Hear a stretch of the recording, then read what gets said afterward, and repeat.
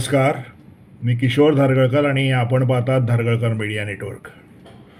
मित्रांनो, आज लोकसभेच्या 18व्या लोकसभेच्या अध्यक्षाची निवड झाली आणि ही निवड होत असताना काही प्रश्न माझ्यासमोर उभे राहिले. एक तर लक्षात ठेवा की राजकारण हा परसेप्शन आणि नॅरेटिव्ह ह्याचा खेळ आहे. आता हे जेव्हा अध्यक्षांची जेव्हा निवड होत होती त्याच्या अगोदर बऱ्याच घटना घडल्या. इंडिया आघाडीने ठरवलं की आम्ही आमचाही उमेदवार उभा करणार अध्यक्षाच्या निवडणुकीमध्ये आणि त्यांनी तो तसा उभा केला, हरकत नाही. पण एक परंपरा त्याच्यामुळे मोडीत निघाली हे आपल्याला मान्य करावं लागेल.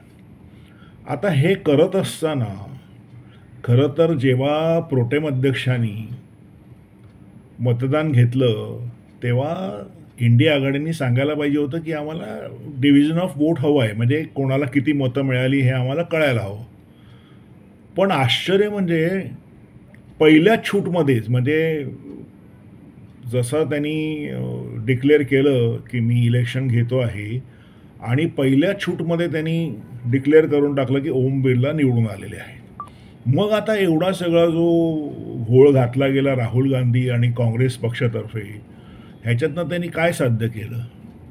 म्हणजे समजा त्यांनी जर सहमतीने अध्यक्ष निवडायचं जर एक सहकार्य केलं असतं सत्ताधारी पक्षाबरोबर, तर सत्ताधारी पक्षावरती एक दबाव आला असता की उपाध्यक्षाच्या पदाकरता त्यांना मागणी करता आली असती आणि जनतेमध्ये पण एक चांगला संदेश गेला असता आणि त्यांची बार्गेनिंग पॉवर जी आहे ती वाढली असती. एक परसेप्शन असतं, एक समज जनतेत जायला लागतो की बाबा हे जेव्हा डील करता आहेत सत्ताधारी पक्षाबरोबर, कुठलीही गोष्ट जेव्हा तुम्ही मागता तेव्हा त्याच्यामध्ये तुमचे डावपेच कसे असणार आहे. आणि दुर्दैवाने असं म्हणावं लागतं की ह्या पहिल्या डावपेचाच्या खेळामध्ये राहुल गांधी कुठेतरी मागे पडले किंवा तो डाव ते पहिलंच जे परसेप्शन क्रिएट करायला पाहिजे होतं त्यात ते हरलेले आहेत असं म्हणायला हरकत नाही. त्यातल्या त्यात समाधानाची गोष्ट अशी आहे की त्यांनी, म्हणजे आतापर्यंत ते जबाबदारीपासून दूर पळत होते. 10 वर्ष त्यांना चान्स होता मनमोहन सिंग पंतप्रधान असताना की ते होऊ शकले असते पंतप्रधान, पण त्यावेळी त्यांनी नाही घेतली जबाबदारी.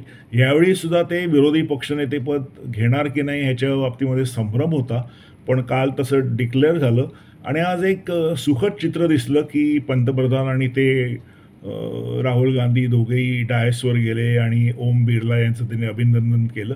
चांगली गोष्ट आहे, राहुल गांधींना जबाबदारी घ्यायला हवी, पण ही जबाबदारी घेत असताना अनेक गोष्टी त्यांना त्याची मर्यादा पाळावी लागेल.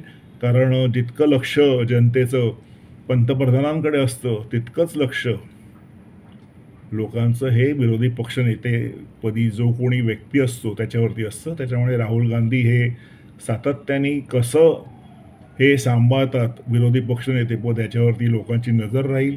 त्याच्यावरनं हे पुढे पंतप्रधानपदी जर त्यांना चान्स मिळाला, संधी मिळाली तर ते सांभाळू शकतील का ह्याचा साधारण एक अंदाज जनतेला येऊ शकतो. त्याच्यामुळे मला वाटतं की हे पद जर त्यांनी घेतलेलं आहे तर अत्यंत जबाबदारीने त्यांनी काही विधानं करावीत, अत्यंत जबाबदारीने आपली जी काही त्यांच्याकडे आलेली जी काही भूमिका आहे ती पार पडावी अशी लोकांची इच्छा असेल. बघूया मित्रांनो, पण एवढं निश्चित की नरेंद्र मोदी पंतप्रधान आणि समोर Rahul Gandhi leader of opposition, हा सामना बघणं किंवा हा सामना निश्चित रंगतदार होणार आहे. बघू, आपण बोलूच या विषयावरती नंतर.